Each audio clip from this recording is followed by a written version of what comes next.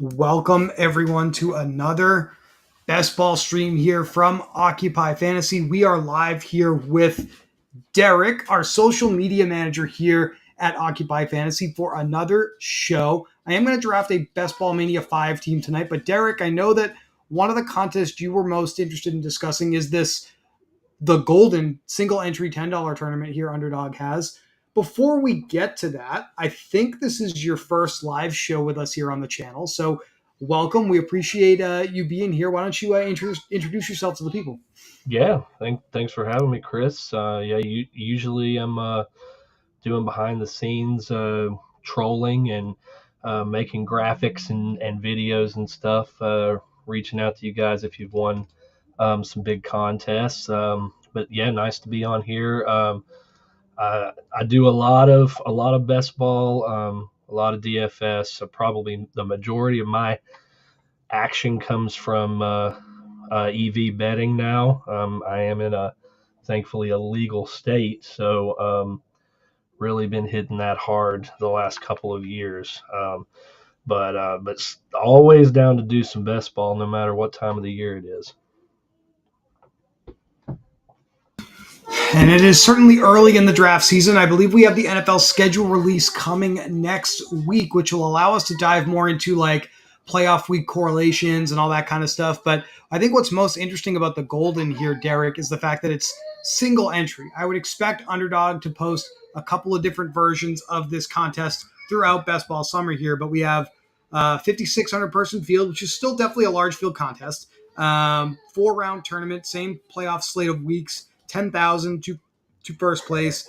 I think we have 6-person pods in the playoff weeks, and then a really, pardon me, a little bit of gas there. A really interesting 26-man final, right? So I think we had some interesting discussion in our Discord earlier today, actually, from one of our users who's like, I'm not going to be playing hundreds of entries in a contest like Best Ball Mania 5. So what should I do if I only play a couple of teams? This is the perfect type of contest to kind of have that discussion and target. And I think what we landed on was pretty much having the same strategies as we have for the larger field stuff in these contests, right?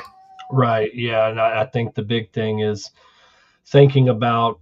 I think the bulk of the question was, are you going to be trying to get maybe a third quarterback or something to maybe protect yourself, give yourself a higher floor? Well, at the end of the day, it's like Brian said, if 4 or 5 guys are going down, you're screwed anyway. Like you're not probably not advancing. You're definitely not winning anything big. So I think you want to try to keep the same kind of thought process, whether it's with stacking or your build, your 2-6-8-2 or whatever you're comfortable with.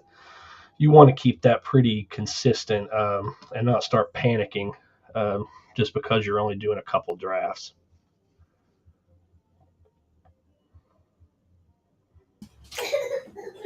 Once again, a show I'm hosting some technical difficulties. It's telling me to disable my developer mode, which I am not in. So give me 1 second here, Derek, while I turn off some of my extensions here and see if that's interfering with Underdog's location settings or something here. It was giving me some crazy stuff a couple nights ago as well, so that sounds about right. All right, I'm gonna refresh this here. It's probably a good time to actually mention, now that we have the PGA Championship coming up next week, Derek, that there's a lot of actually excellent golf contests here on Underdog. You mentioned being more of kind of like a plus EV better at this point. I know golf is definitely one of the harder sports to find plus EV spots, but there can't be a better plus EV place to play golf fantasy contest than Underdog right now with all the offerings they have. Yeah, the PGA has definitely been probably the biggest step forward that Underdog has taken this year, especially with, I know we did a show for Brian and Nirmata did a show on the big season long one they have, but yeah, I constantly seeing people posting screenshots on Twitter of these the weekly, like they've got one up already for tomorrow for the second round of the Wells Fargo, and yeah, I mean there's constantly you can play every single round of every tournament, and I think I mean they're usually like huge contests. Like yeah, this was a 135 max. I have no idea how you do that in a night, but you know Hmm. there's some sickos out there that I'm sure have tried. Let's see if we are back in business here now, Derek. Fingers crossed. Good. All right. We got 3 people that we're waiting on to join a draft lobby. I will get this back on the screen here now that I have figured things out. And all right. So we're still waiting to see which pick we're going to get. And it's probably I noticed that the screen's a little cut off here, so we don't have a full draft board yet. I'll maximize that window when it comes in. I'm kind of going to operate off of the default rankings on Underdog's website here, at least for the first couple of months. But I do have some player rankings that I did share in the Occupy Discord, and we are going to get that up on the website.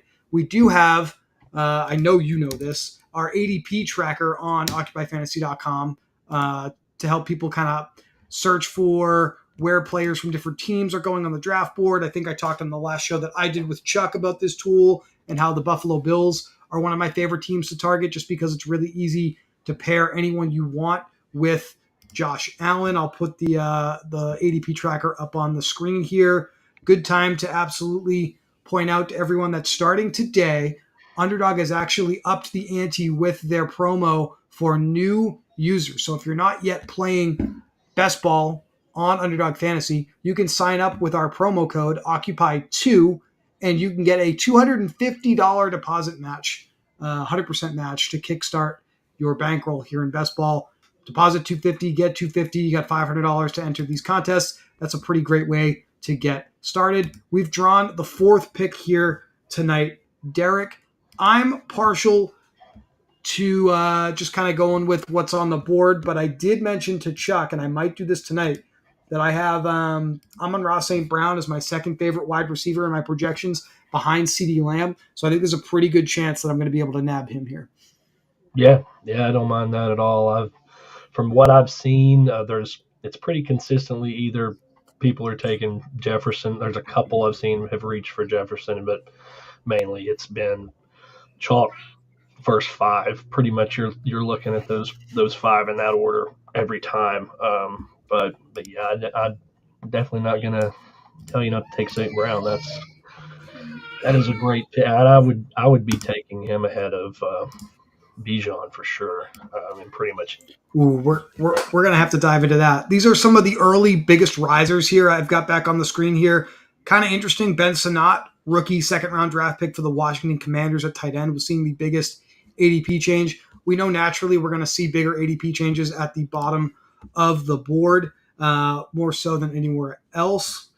We are going to get Amon-Ra St. Brown here with the 4th overall pick. I'll just put that back on the screen here since that's what the people are looking for. I've got him queued up. We got the 4th pick, and now we can go back to talking about some of these players that are moving early here on the draft board. Keon Coleman, first-round draft pick for the Buffalo Bills, just highlights why they're still one of my favorite stacks here, one of those easy stack pairing partners with the elite Josh Allen. Kamani Vidal at running back, another player in some of our shows we've discussed thus far. Ezekiel Elliott with the Cowboys, not the Patriots, as the starting running back there. The other one seeing a pretty big rise in ADP. I'll say I'm not surprised really by any of these just yet, Derek. I haven't really had much of a chance to pick your brain on what you think, though, about the 2024 NFL season. Are there some other players that are going later in drafts that you're interested in as you start to prepare for your own 2024 fantasy football season?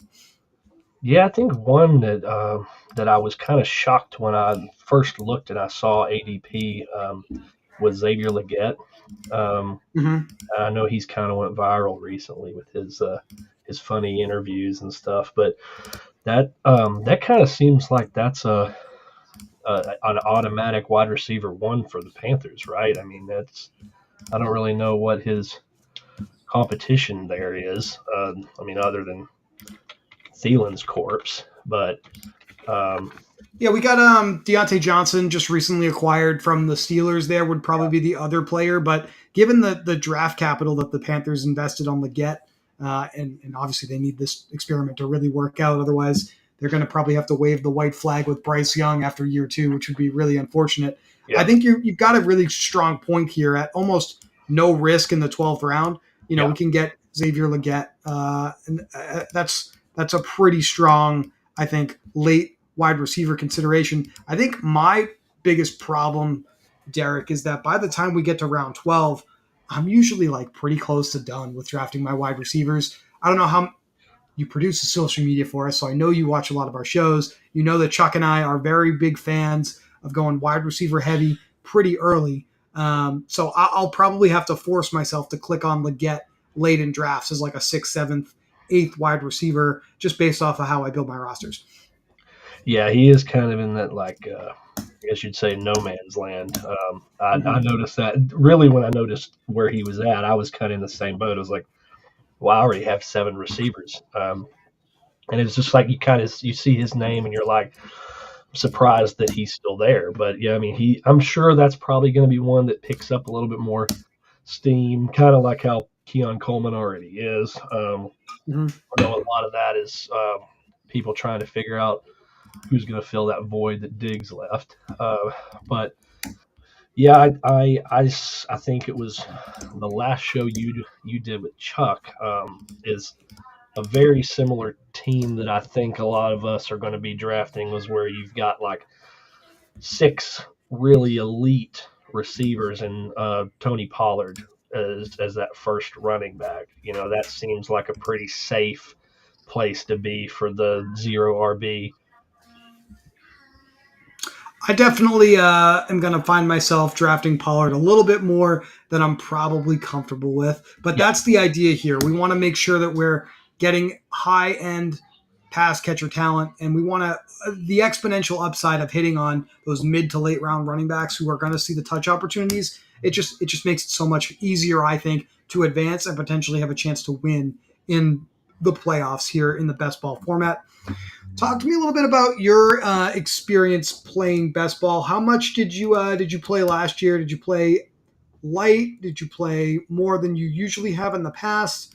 I haven't really had much of a chance to ask you about that, so I'm kind of curious. yeah. Last year was probably the most I did. I did a lot of the not so much this early, but around midsummer of those smaller iterations of like what was the one that we've got the $4 right now. The Chihuahua, Yeah, yeah. getting all my breeds mixed up, but yeah, those with the smaller, 20-25 max, trying to maybe not have the time to completely max those out, but maybe get 10 or 15 entries in. Because like we've talked about, those feel like the better spots for it, at least the average to casual player of you're drafting against people that have the same information window as you. Whereas Best Ball Mania, it's just, I mean, you're right now you're not getting really much of an advantage at all, especially with the schedule not out. But then I did basically all of the single entries. Those were mainly on DraftKings for me, but had some really, really strong teams in some of those. But it's like everything else. Once you get to the playoffs, it's a crapshoot. But I had one of those $12 single entries where I mean I was 700 ahead of second. Had everyone you could conceivably want. Kyron, CNC, James Cook, and then I score 75 points in week 1 of the playoffs, and you're done. But I mean, the goal is give yourself as many bullets in the playoffs. Mhm. Hope that the variance turns your way. I think Brian and Lee talked about this. Is you're the longer you play, the more you play, the you have that edge. We believe we have that edge.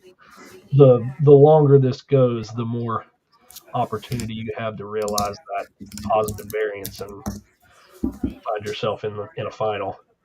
Yep. The biggest thing for that, and I didn't have a chance to catch their show, although we all talk all the time about this stuff, certainly behind the scenes, is optimizing your roster construction. And I think a good example of that right here for me, Derek, is I'm really not the biggest fan of Sam Laporta's ADP this season. I think he's a phenomenal tight end, and I don't have any problem with where he's ranked near the top of the tight end board. I just forced myself to take him here because of the correlation with the Lions. On this particular roster, getting Amon-Ra St. Brown, being able to pair Laporta and potentially Jared Goff right around round 10 with this really strong start at the top of the board.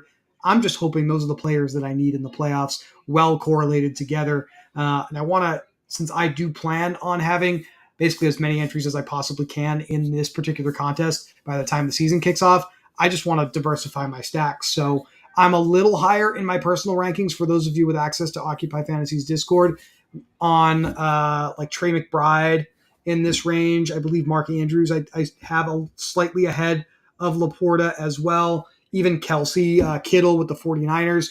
So like if I was sitting down to draft one team, I don't know if this is a player that I would target necessarily, but because even if I'm like 20, 30% more confident in my projection than the field or something like that, that's still probably not a large enough edge to completely fade a player like this who's clearly going to have a strong role on his team. And I definitely want to have at least equal exposure to the field on him, which is going to be about 8% when you have like a huge multi-entry portfolio, right?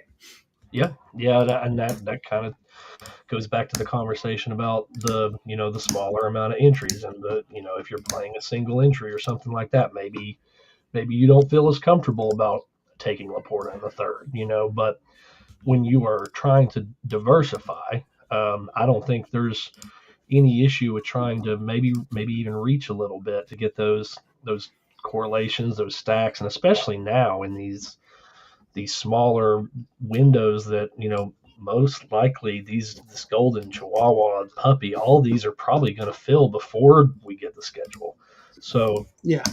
there's a very real chance that people are not, we already say people aren't stacking as much as they should. They're not thinking about correlation.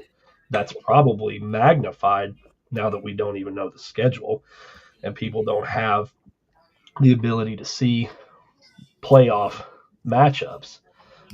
I'd found myself I guess it was last night, I kept getting the 12th pick in that Chihuahua. Mm-hmm. So I just Mm-hmm. I keep ending up with Marvin Harrison. Well, I'm in a weird spot where I wasn't ever getting McBride, and then I also wasn't ever getting Kyler Murray.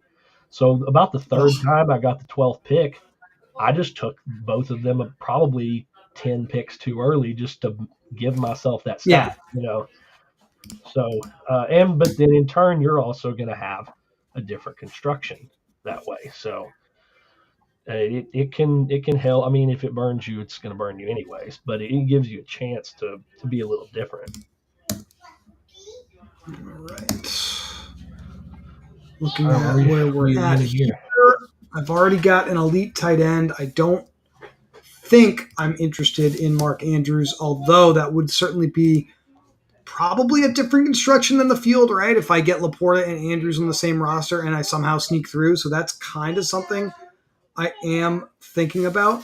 What if, now that I'm actually making this decision live on the fly here, I actually go with Jackson first since he's got the higher ADP and Mm-hmm. see if we can sneak Andrews back onto this roster on the back end here. That's That would be a nice. goal that I have. So if one of these three owners behind me here with the red badge, Jewish McCaffrey, Noah, or Rackham Willie is watching the show, or if they just have an interest in Mark Andrews, and I guess I'm not going to get what I want here. But you know what? I'm Yeah, not exactly going to cry too much about having an elite quarterback like Lamar Jackson on my roster with this as a potential strategy.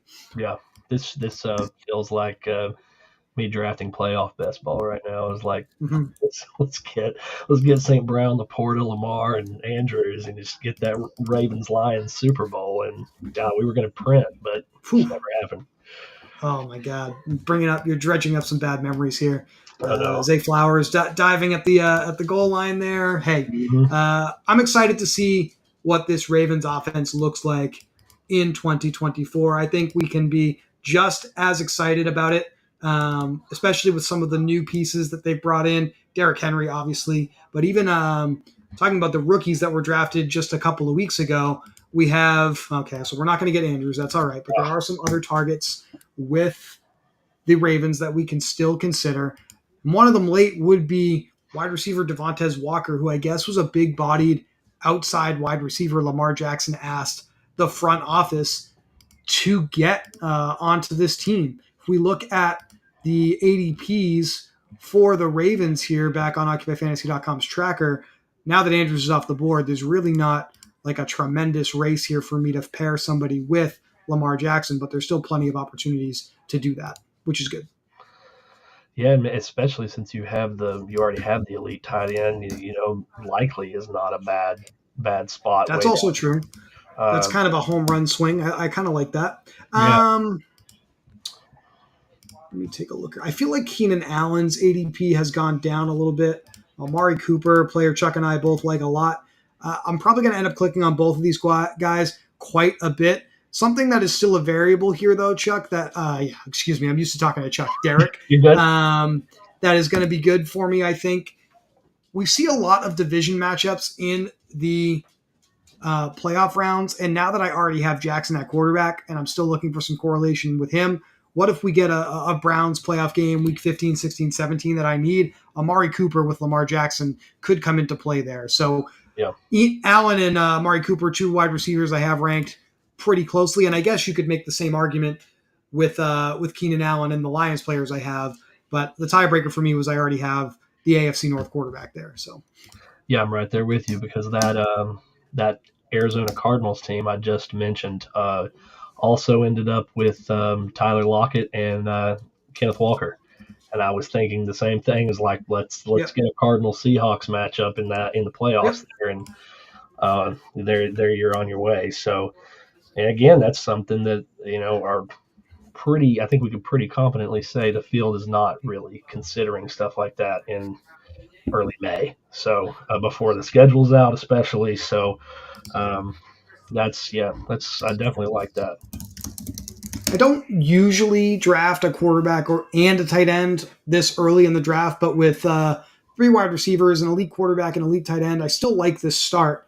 And once again, we're definitely targeting a zero RB kind of build just based off of the way things are going at this point. And we still have some of my favorite late round, mid to late round running back considerations on the board. So I'm not really tremendously worried about that. Here, are there any other than some Tennessee Volunteers, Derek, because I know that they are near and dear to your heart, are Wow. there any players in the middle to late rounds in the draft board and some of the things that you've been looking at early here that stand out to you as opportunities that you're interested in? I'm curious. Hmm.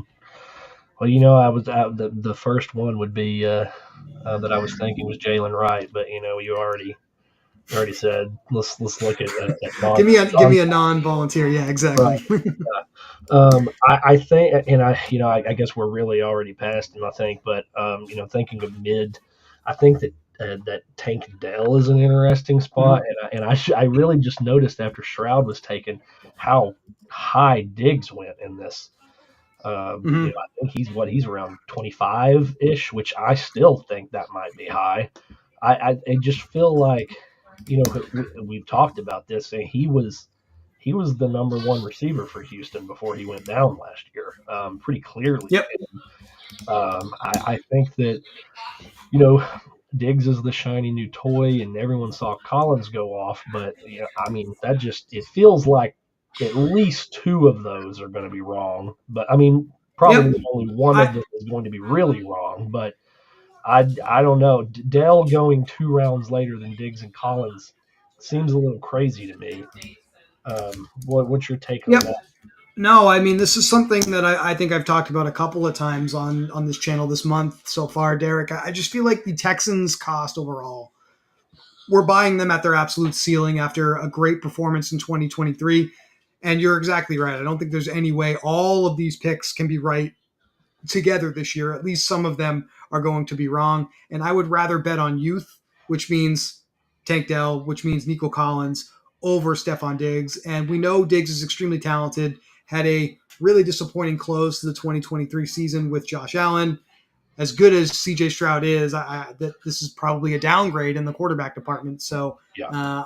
I Diggs is going to be one of those players. Talking about diversifying, I'm probably going to have to force myself to really click on in the second to early third round this year, Derek. But I definitely agree with your sentiment there on him being priced pretty tough so far, at least to begin the season here. Not going to make the mistake of forgetting that I'm on the clock here this time, Derek.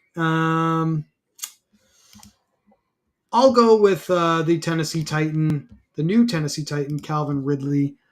Did I just see that there's a news story in here that he may be used like Jamar Chase? Did it Maybe just say that on used there? I like think Jamar Chase. Yeah. if that happens and I just got Jamar Chase in the sixth round, yeah, I Yeah. think I can live with that. Yeah. Tennessee Titans, Derek, sneaky good now on offense. Yeah. Hopkins, Ridley, Tyler Boyd now in that wide receiver room. Tyjae Spears and Tony Pollard at running back. And I don't know. How do you feel about Will Levis? I'm kind of indifferent, but he's certainly going to have some weapons to work with here. Yeah. I will say a Tennessee fan, as a Titans fan also, and Tennessee having a extremely porous defense in their Orange Bowl winning season a few years ago, and made Will Levis look like a middle school football player. I was pretty surprised. With his play last year, I think everybody really remembers the Dolphins win. But Mm. I think with the new OC, I think there's potential that they, especially with Henry gone, that this could be a completely different team than we're used to. What we have in our heads is the Titans for a decade at least of the pound the rock game. I mean, you look at these Mm. receivers, and I mean, there's potential for Levis starts throwing the ball 40 times a game, and um, I've also noticed the Nkonkwo, the tight end. I mean, he's going like Yep. basically free. He's Uh, Yep. He's like barely got an ADP at the end of the board. yeah, So this could be one of my favorite kind of cheap secondary stacks as well. So I definitely think I'm going to probably have to think about Tennessee a little bit more. Another opportunity to look at the ADP tracker on the website and show how few Titans are actually going at all in drafts this year. Ridley with the highest ADP in this group, and we're going to have to get Tyler Boyd on the board here yeah. I think for the Titans at some point, but he's he definitely went going to be an like interesting player as well. I think he went in like the 17th last night when I was doing a couple. So I mean, he's another one that's basically free, and he's with now the same you know coordinator he's been with his entire career, I believe. Moose might be able to I'm gonna, correct us on that. yeah, I'm going to go with Keon Coleman since I talked about him as one of the players I'm most interested in. Yeah, Still don't have a running back yet, but I'm really not too concerned about that here. as long as this, I think this seventh spot. Hopefully he doesn't take any more. He's nearly got all of the running backs. Yeah, exactly. Another mid tier wide receiver area that I was about to mention, and then they both went is the the Kansas City situation, especially with the legal issues with Rice. Feels like Xavier Worthy is probably going to start shooting up, Mm. and I guess that he did. So he did go just before him. I'm actually surprised where the Rice is still going as high as he is because there's so much uncertainty. We don't know how many games he's even has a shot at playing this season. Being drafted basically in the same range. Got the ADP for Kansas City now on the screen here from our website, Derek. Right with Worthy and Hollywood, that definitely seems like a mispricing. Although we can see that Rice's ADP has dropped a little over a round just in the last week alone. So some users are obviously picking up on what you're saying. And on the other side of the barbell, there, Worthy's ADP is up 10 spots. So something I think will probably come into consideration, though. We see Kadarius Toney flashing with a ADP right at the end of the contest. Maybe a receiver like Sky Moore starts to get considered more as this becomes more fluid. at this point, neither of us are legal experts or NFL discipline process experts necessarily, but I think it's pretty safe to say with how frequently Rashee Rice is in the news for all the wrong reasons, Mhm. something's going to happen to him here. Yeah, you definitely feel like something's going to happen. And Andy Reid had just made that comment about, we're willing to look past these things. He's going to improve himself as a young man, and then he punches a photographer or something like the week later. So Yeah. don't really know what's going on there. But yeah, that is I mean, Xavier Worthy just feels like he's perfect in a completely perfect situation, even before the Rice stuff happened. So yeah, definitely, I would not be surprised if we start seeing him shoot up a little bit. It looks like I just now noticed that the guy got him with Kelsey, but unfortunately he does not have Mahomes. But uh, it's still a nice Kelsey Worthy there. Was a pretty good look. I also just noticed we had a question, John Cotter, and I think we accidentally answered it, but he said, what bottom tier stack do you find yourself liking early on? And he said that he thinks the Titans could be a really good boom or bust option, and we just got done talking about that. So Yeah, no, as the guy I kind of wanted here comes off the yep, board. that would have been I nice. think the other one that I'm interested in, Derek, is the Patriots. I've talked about them a few times as well. I mean, when you look at the running backs available, Derek, and I have a chance to get Nick Chubb down here, I know he had a devastating knee injury. Hmm. This feels like a screaming value to me. If he ends up being the same player that we've seen in years past when he rejoins the lineup for the Cleveland Browns, I'll put it this way: even if he's not the same player, but if he's just an extremely efficient player with a lot of touches, Hmm. AP around pick 100, too low for a very run-oriented Browns attack, even with Deshaun Watson under center. And we are, I guess, still going for that AFC North pairing here in playoff weeks, Right. somewhat unintentionally here. But right now, Chubb, one of my favorite running backs to consider as a zero RB target here in the middle of the draft board, who has already proven to us that he can be the player we need. Yep. Now we get him at a much cheaper cost. Yeah. Those are the situations you love. Is you even sometimes that doesn't come from injury, but you're getting somebody on off of a whether it's an injury or just a down year in there, or they're in a completely new spot, and you're so used to seeing that name. I mean, Chubbs went first round for years, and now you're talking about getting him around pick 100. I mean, that's just insane. So yeah, there's definitely some potential value there. Do we know when he's going to be back? Like, I I haven't seen I haven't seen anything specific. I feel like his injury happened early enough in the season last year, Derek, that there's a pretty good chance we could see him in week one, but we're going to have to keep our ears to the ground around Berea, Ohio, and see what the Browns say out of training camp about Nick Chubb's status for sure. Zach Moss, another Ohio running back, was another target that I had in this range. Unfortunately, will not be an option for this particular team. And this is what I definitely call like the wide receiver dead zone. Look at all these quarterbacks, running backs that are going around here. I liked him a lot last year. He's one of my highest exposed running backs. I will go with James Conner again here. Getting a little long in the tooth, but still probably going to at least start the year as the RB1. End of the year is where I'm a little concerned, but mm, maybe get myself a little bit of floor here at the running back position at a relatively low cost with Connor. We think he's going to have a role, so I don't mind that here, but I'm definitely not excited about the player. I'll be honest about that. yeah, yeah, he's starting to really get into that where age becomes a concern, and I think we're all pretty confident on Benson being a Mm-hmm. pretty valuable piece later on. So that is, yeah, but that probably Connor's probably starting at least the first half of the season, and so you And, don't and mind that. and so maybe right, like maybe if Chubb is missing some games, Connor's kind of my reprieve, if you will, if he's the one that's getting at least contributing to my lineup a little bit. So Yeah. got to be mindful of that to some degree. Um, looks like the owner of Richardson just missed out on their rookie Adonai Mitchell. That's Mm, disappointing for him for sure. Feeling pretty good about how this team is shaking out so far. I don't have like anything specific I feel like I have to reach for. I guess the one thing that is coming up for me as these quarterbacks start to fly off the board, if I do get the opportunity here, Derek, to get Jared Goff paired with Brown and Laporta from my two of my first three picks, that'll probably be it for me at the quarterback position. But I feel like I've given myself a couple of different outs here. If I don't get that, I could get Deshaun Watson with Cooper and Chubb.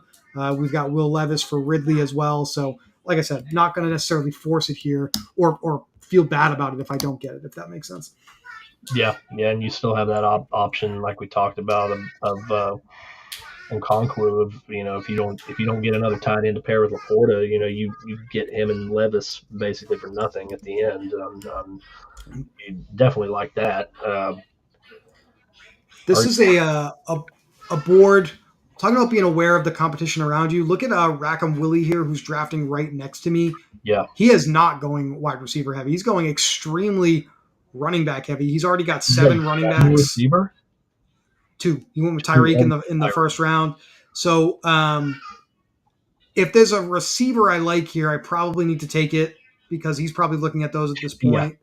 He doesn't have a quarterback. Maybe he'll take Goff out from under me, but these are the things definitely to look at, and it's a little easier to kind of plan out your picks when you've got a spot closer to the end here with these guys. I don't think one of the first 2 guys is going to be as interested in Goff. I'm probably gonna risk it that Goff makes it back to me at 124 here, just because I think Rackham Willie has some more holes to fill. So that's kind of my thinking here. Probably going to target another player before we go down that road here. And what are the 1 and 2 guys? I know one has Stroud, and one maybe has Mahomes. Yeah, so Noah has Mahomes here, so they're probably feeling just like me, pretty good about quarterback with an elite one in the 4th round. Yeah, you probably don't have to worry about them. That feels Corum with the Rams here, rookie running back. His ADP definitely surprising me a little bit. This was about a 15 pick reach compared to his recent 130 pick I think people are just convincing themselves with him and Harbaugh that he's just going to walk in day one and get 20 carries a game, and I don't know. I mean, they're with their receiver room, who knows, but I don't know. I don't think that Michigan's offense is going to work first year with the Chargers personnel. like everyone seems to have convinced themselves that it will. That does. I know we're still a little far off from him, but Quentin Johnston is someone I was interested in once I saw his ADP, especially when you compare that from last year. I mean, he did do nearly everything to show people that he was terrible, but I mean, he's going to be. Is he their wide receiver too? I mean, it's him and Josh Palmer, right? Lad McConkey. I think they drafted Jerry Rice's son. Yeah, I don't feel like there's a tremendous amount of competition as far as draft capital is concerned here. Yeah. You got to hold your nose and just kind of take Quentin Johnston around the 150th pick. But I don't disagree with your argument. We get a chance to buy him at virtually no cost and hope that he improves. I mean, like you said, who else is Justin Herbert really going to be throwing to in this passing game? So it turns out Rackham Willie did go with a quarterback, but he decided to stack with Tyreek Hill, which was probably the correct decision, I would say, for him. And I'm feeling pretty good now. Actually gave myself a chance at a double stack with Gardner Minshew at the very end of the draft as well, if I want to do that here by taking Jacoby Myers to pair with Devontae Adams, who I took in the 2nd round. So feeling very good about that. Also, I don't necessarily mind taking 3 quarterbacks, depending on how things go here. I have an elite tight end, so I guess I don't need the 3rd tight end as Spears and the other Charger wide receiver there, Palmer, come off the board here. Why don't we do it? Why don't we just go with Goff, lock down the safe points? I know it's a little bit of a reach at the quarterback position, but he fits my roster a little bit better here. And now we can start to hone in on some of these running back home run swings over the next few rounds here. Yeah. Definitely love where you're at right now. Once again, a good time to mention that starting today, Occupy did not start today. We started about 10 days ago, drafting contest here on Underdog for the 2024 NFL season. Underdog today started offering new users a much more generous deposit match if you choose to start playing fantasy contests and drafts here on Underdog. New users can deposit up to $250 and get matched up to $250 on that deposit. So you can start playing with $500 here. Just use the promo code on the screen, Occupy2, if you want to sign up today to do that. We would certainly appreciate that because it helps us out. We had one comment that you brought up from a John Cotter. John, appreciate you watching the stream. Appreciate anybody else who's watching the stream live. If you have any questions, please feel free to let us know. Derek and I are absolutely happy to talk about anything that you guys want for the rest of the show. It's early spring, and we're talking about this fall's football season. So trust me, we need all the help we can get coming up with stuff to talk about, guys. I'm not going to lie to you about that. That's for sure. Yeah, we'll start rambling about John Singleton pretty soon if we don't. That's just Gabe, the best. Gabe Davis. Gabe Davis is a player I can't figure out how I feel about him yet. I like the cost, though. He's definitely much cheaper than he has been in recent seasons, Derek. So I'll probably end up with a decent amount. Yeah, it's the same argument we've made for others. It's, you're seeing him 6-7 rounds lower than he has been with Josh Allen in the Bills offense. And he had a couple of games last year, but more than a couple, where he just literally didn't exist. So I'm sure that people are going to have a hard time clicking his name just remembering all those zeros, especially the amount of times we probably rostered him in DFS last year and he gave us a 0. So, but that's I'll give if I may interrupt, just because I have a pick coming up, I will give you the floor to sell me on Jalen Wright. I feel like this Miami backfield is really crowded, but should I be interested in him? Should I take him more than 0% of the time?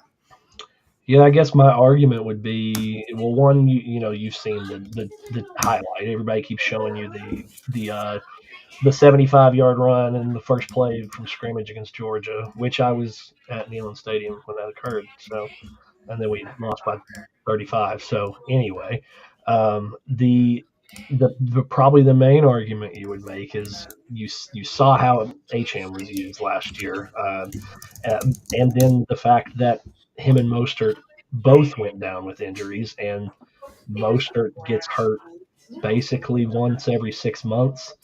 So I think the opportunity for field time is going to present itself at some point, and the Miami personnel has definitely not shown any hesitation to get playmakers on the field, and I think he fits perfectly with their scheme, with his speed, and shiftiness. That I think it's a matter of when, not if, that he eventually starts getting.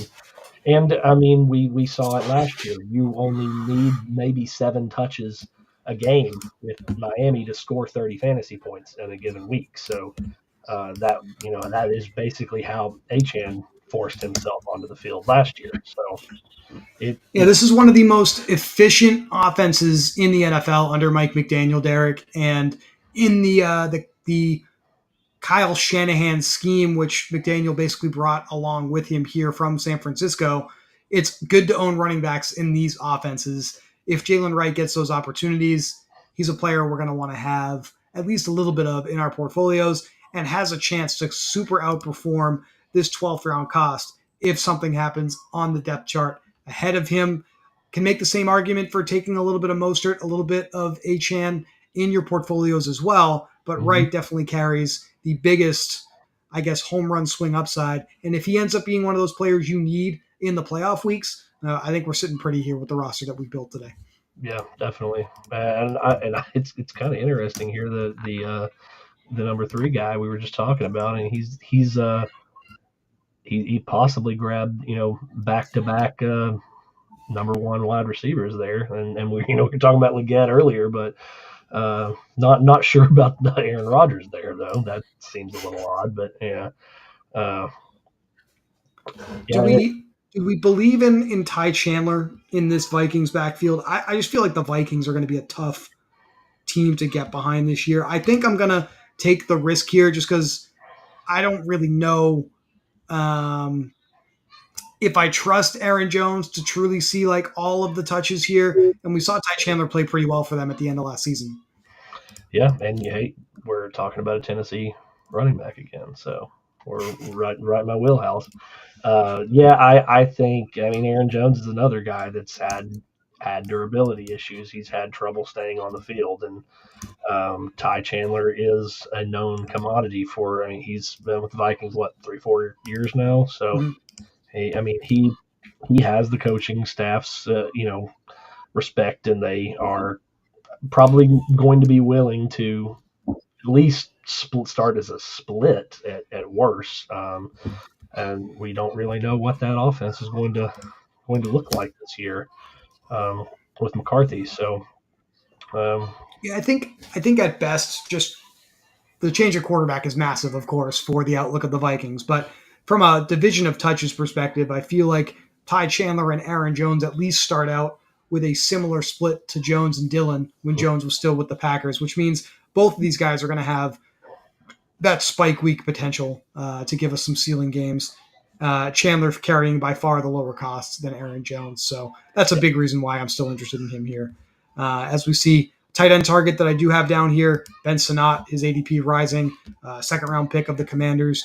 Was probably a little optimistic that he would make it back to me in round 14, but I like that pick for Liberty Seed here, who honestly went pretty tight end heavy. He's got McBride, he's got Brock Bowers, mhm, and now Ben Sinnott. So he's doubling down on rookie tight ends. That's kind of interesting.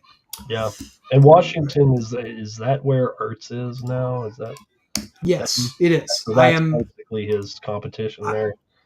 yeah, I think there's a really good chance. We talk about being open to diversifying. I understand that, but there's a really good chance I will have zero Zach Ertz. I don't believe in that at all. Honestly, I think his best days are behind him. Great player in the past, but not a player I want to count on in the 2024 season. Yeah, totally agree with that. That Antonio Gibson in my backyard here, New England.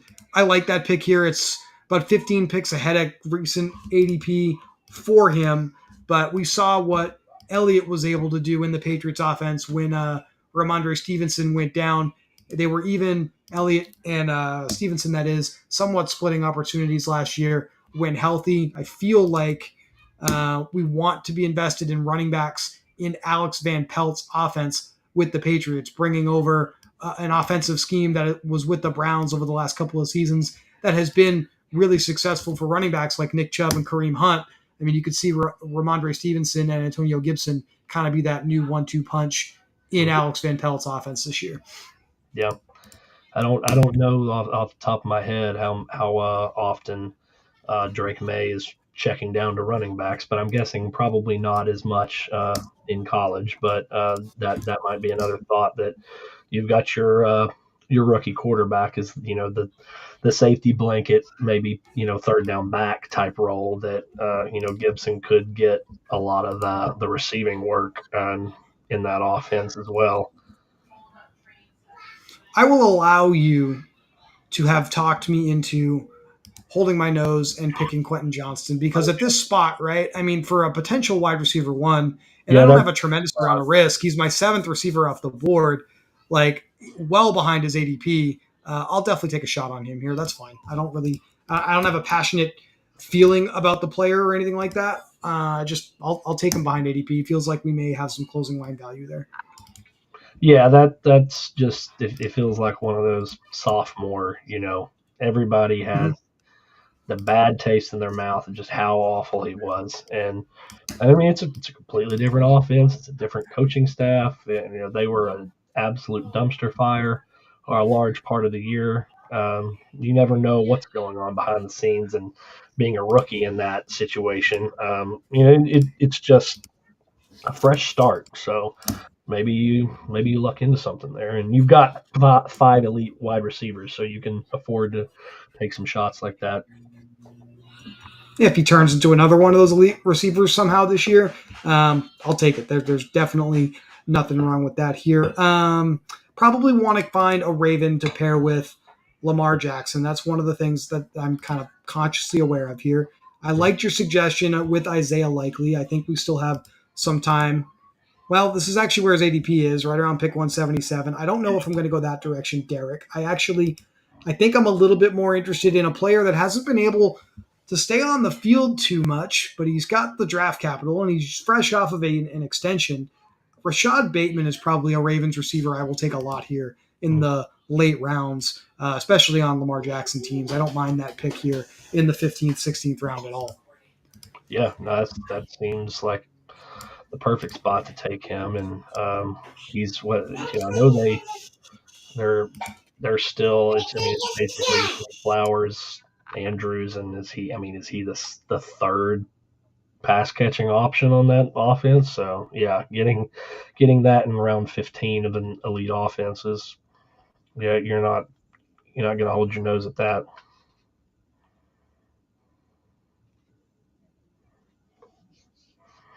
Chuba is interesting there. I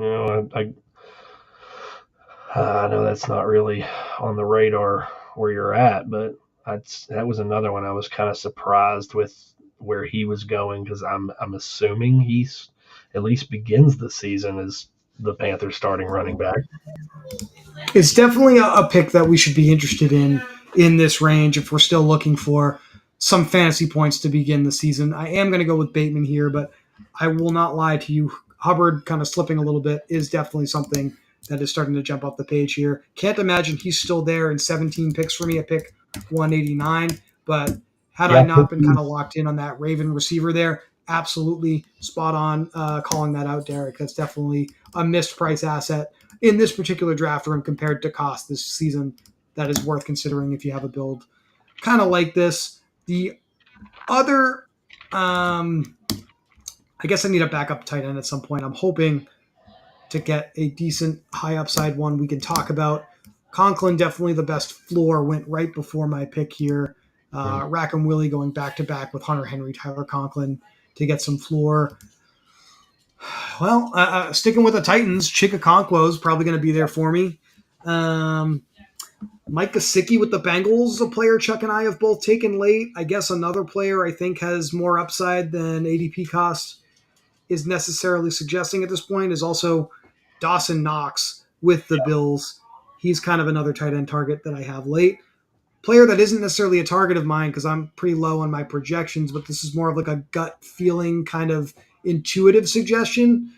Davis Allen with the Rams. I believe we saw Tyler Higbee go down with a pretty brutal injury in the playoffs this past winter in January. So pretty good chance, even if Higbee is still the guy for the Rams down the stretch, he's certainly not going to be the guy to start the year if he's still recovering from his knee injury. So maybe Davis Allen is kind of a free tight end we should be looking at as well. We saw him have a big game late in the season. I believe that was pretty important in the DFS streets. Yep. So that's the only reason why his name is kind of on the radar for me.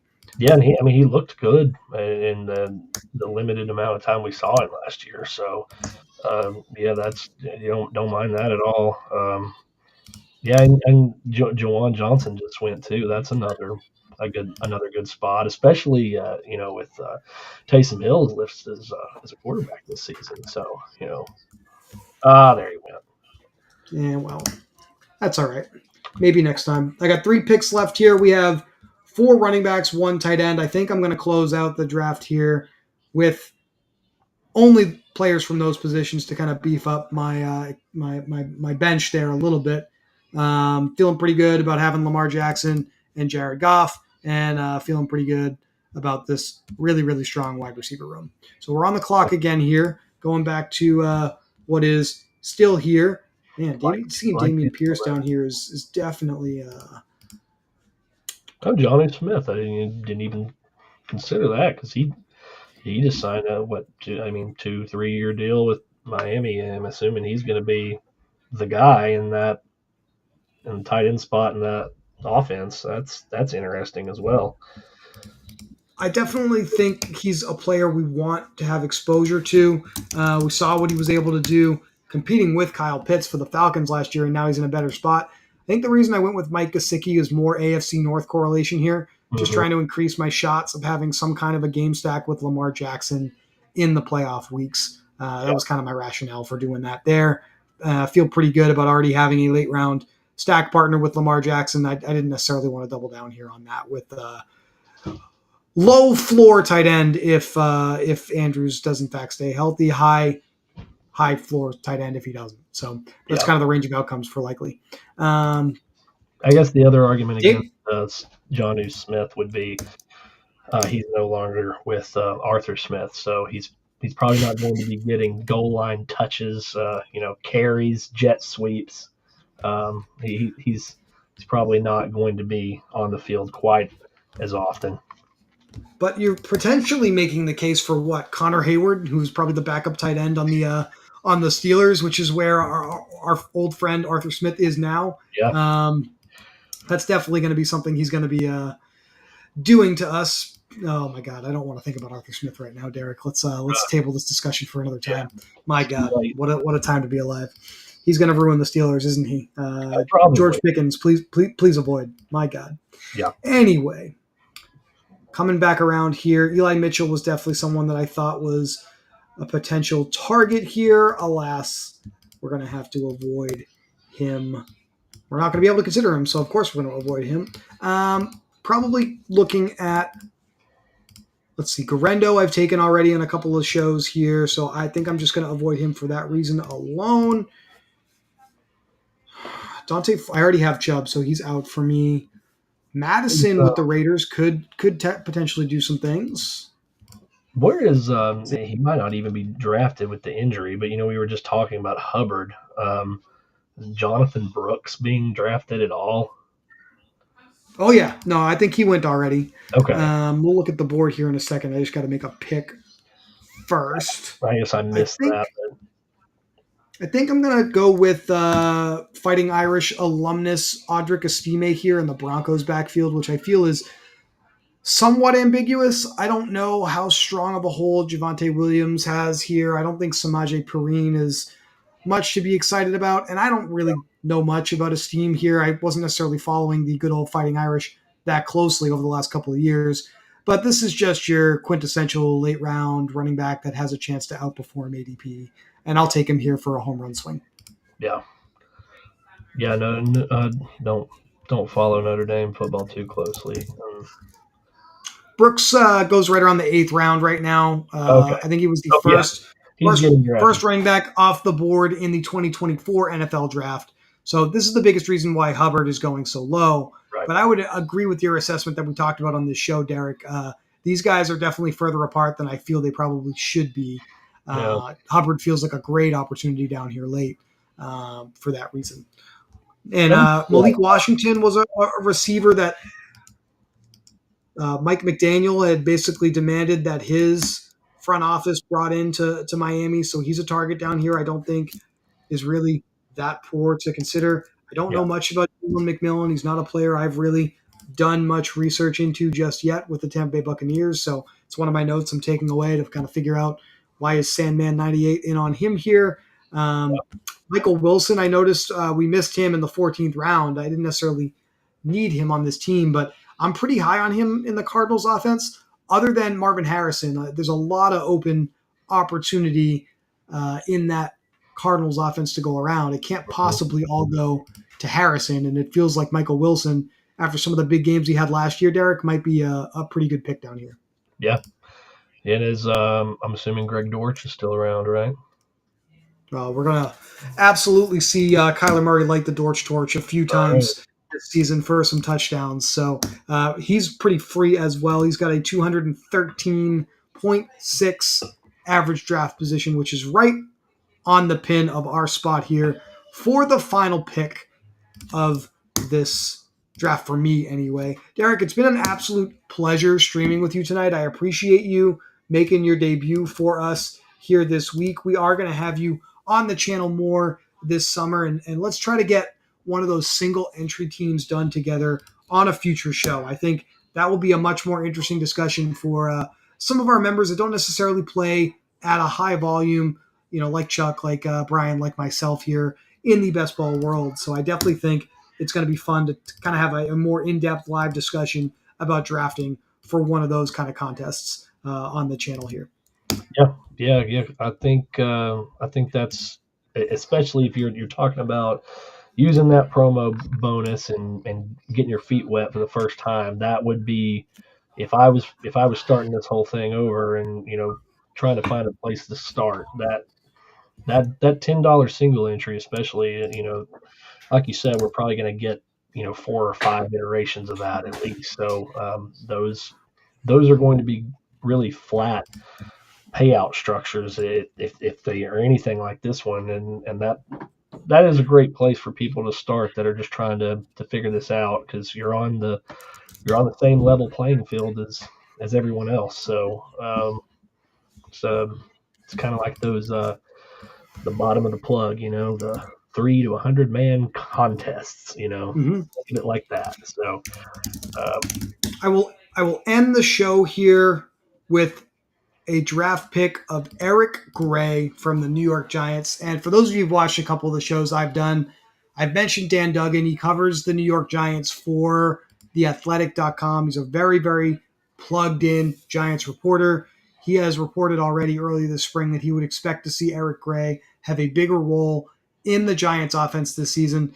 And Derek, this is a wide open backfield for touches. I do love Devin Singletary as a really strong mid-round target for zero RB teams. mhm. And obviously, Matt Lavender here agreed with me taking him at pick 112. But if Singletary doesn't absolutely have the job locked down, then any of these other Giants running backs right now, seems like Eric Gray is one of the better ones to consider, could be a really, really awesome final pick at the end of the draft board. One of those candidates to be, again, not guaranteeing this because it's crazy to do that after the complete ceiling we got out of this player. But this is the range to look for a player like Kyron Williams, who's able to take over a backfield and completely dominate touches. We Mhm. know the Giants are going to be wide open for that this year. So I'm kind of excited to target players like this here this spring. Yeah, yeah, I love that. And he did transfer to Oklahoma, but at one time was a former Tennessee running back as well. So I didn't even do it on purpose, Derek, but I took a lot of players from your alma mater on this show. So So credit to you for, I guess, subliminally yeah, influencing my decision making here on this show. Here, this has been fun.